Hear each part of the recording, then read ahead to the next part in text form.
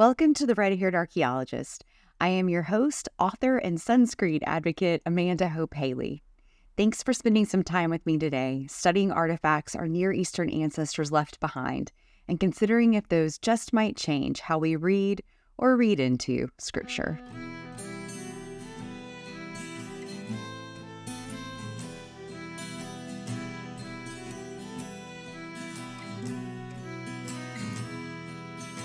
Last week, we talked about Hezekiah, and he is regarded as one of, if not the most righteous kings that Israel ever had. But he ruled during a politically tumultuous time.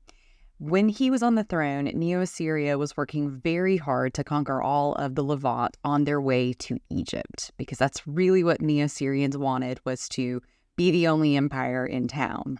At that time, Hezekiah got together with some other kings, the Phoenician king of Sidon, and also the Philistine kings of Ashkelon and Gaza. They partnered up with the Egyptian pharaoh at that time to come against the Neo-Assyrians, and that did not go well. In 701, a king named Sennacherib came down, and he ended up conquering all of the southern kingdom, with the exception of Jerusalem. But he didn't leave Jerusalem alone. Hezekiah agreed to pay heavy tribute that would continue long after he was dead. Well, so when Hezekiah died, he was followed by his son Manasseh. And so Manasseh, it says, reigned for 55 years, and then he came to the throne when he was 12. There's a little bit of disagreement among people as to whether or not he purely ruled by himself for 55 years, or if possibly he was part of a regency. Maybe when he was 12, when he was younger, he was ruling during that time period when the Bible says Hezekiah was ill. But regardless, Manasseh came to the throne when he was 12 years old, and he was technically king for 55 years. In 687 was when he really took over.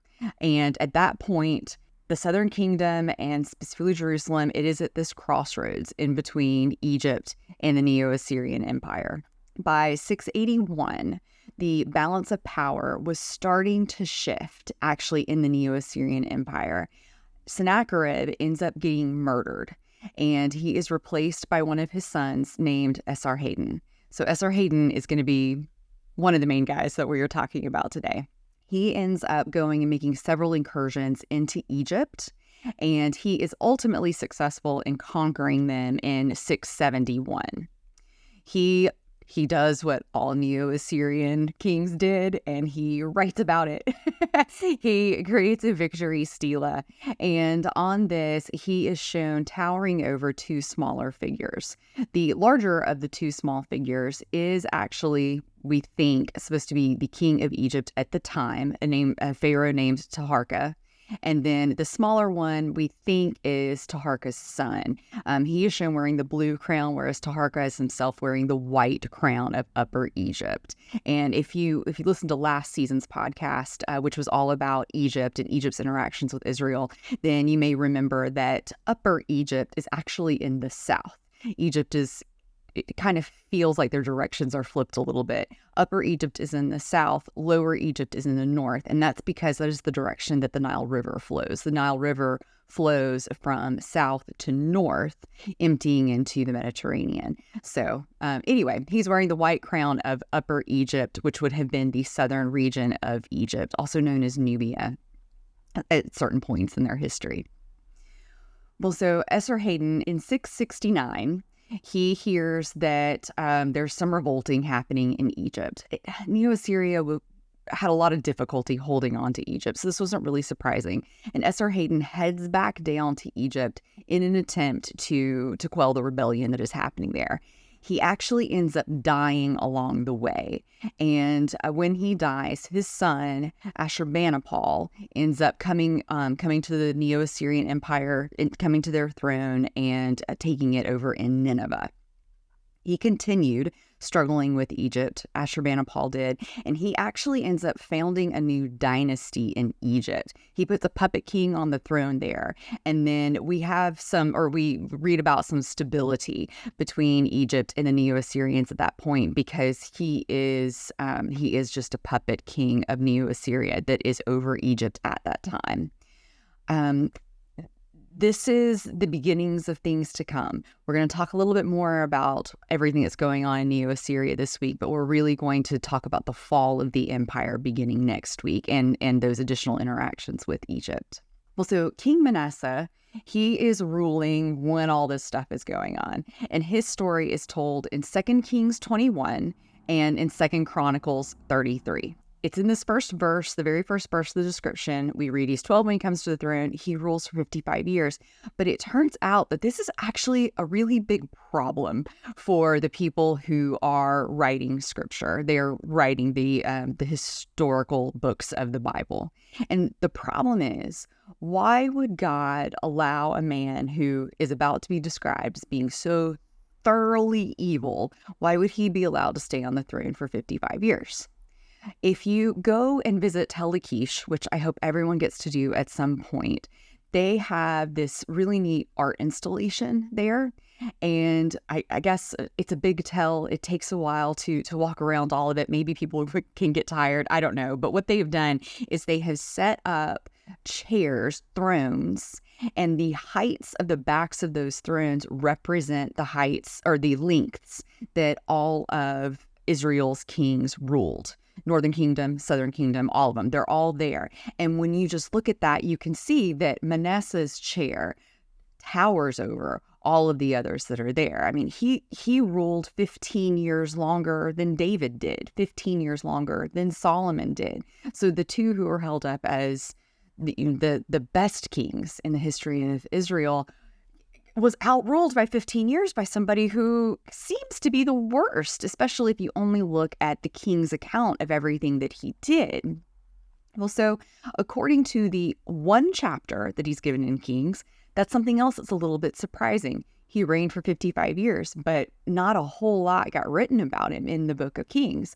Well, in that book, we read that he basically spent his time trying to reverse all of the religious reforms that his father, Hezekiah, had put into place. He rebuilds the high places. He restores the worship of Baal and Asherah. He starts facilitating the worship of even other gods inside of the temple. He practices every form of magic that it seems he could even think of, necromancy, fortune-telling, all of that stuff, which God absolutely hates and abhors. He's doing all of those things. And there's a line in there that he just murders innocent Jerusalemites. We don't know why. There's no context there. Was it political? Was it religiously motivated? We don't know.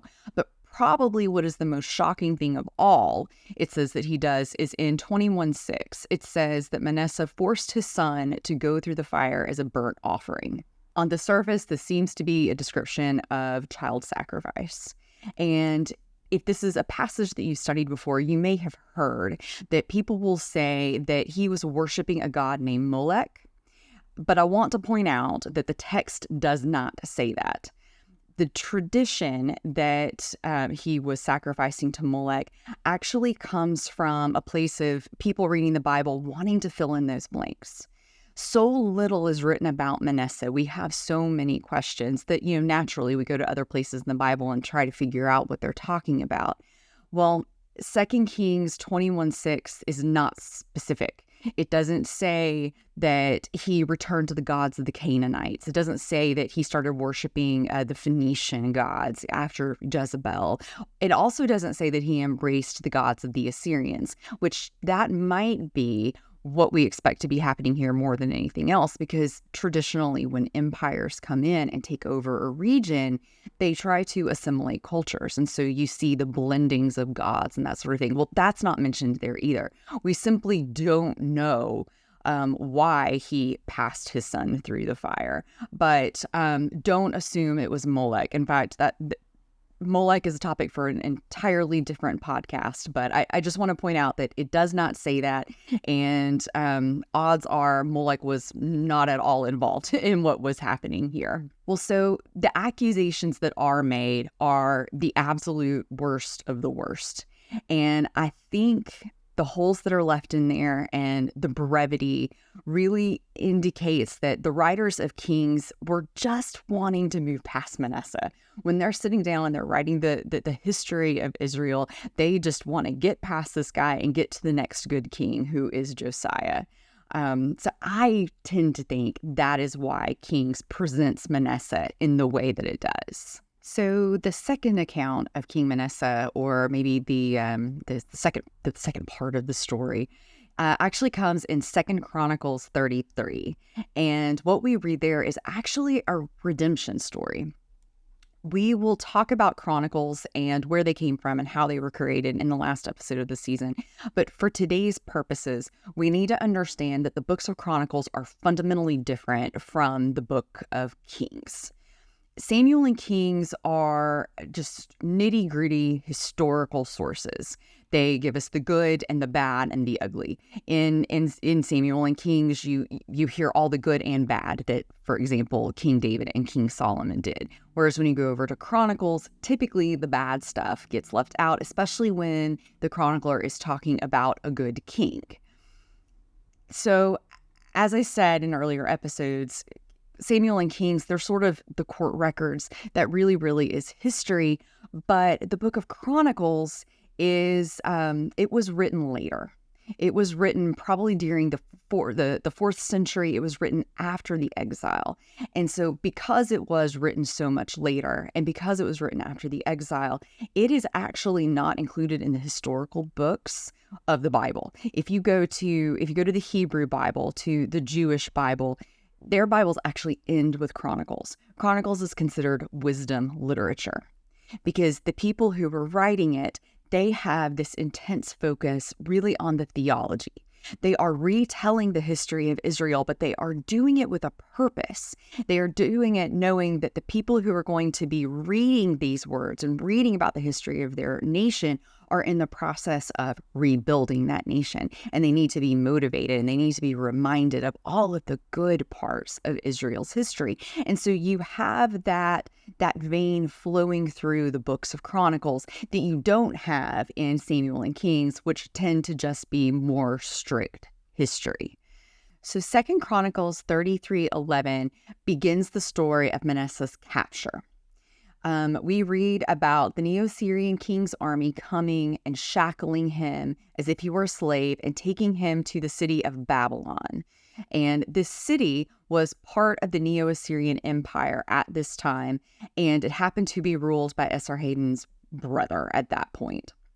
While he is in captivity in Babylon, he prays for forgiveness very genuinely, and it is granted by God. He ends up going back to Jerusalem, and while he is there, he starts reversing his own policies and trying to return the country back to what it was like when Hezekiah was ruling. He is there trying to return right worship of God to his people.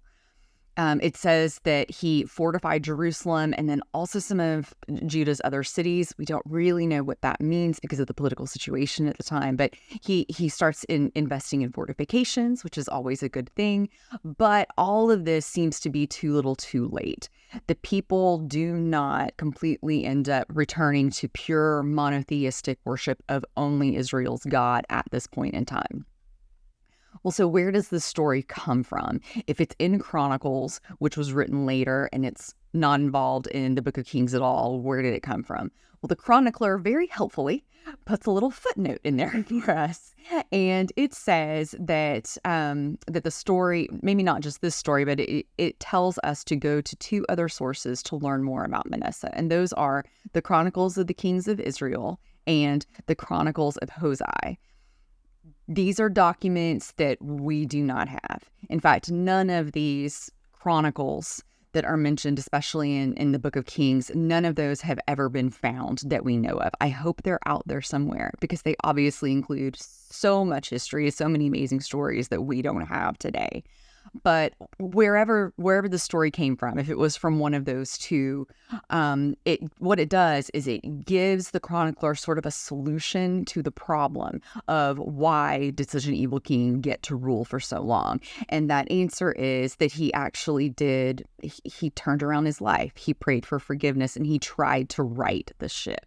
And so that is sort of the implication that is what is trying to be conveyed there, is that he is rewarded with long life because of the change that he tried to make in this episode that we get just from Chronicles. So when Manasseh was captured by the Neo-Assyrian army, he wasn't taken to Nineveh, as might have been expected. He wasn't taken to the seat of the empire where the king would have been.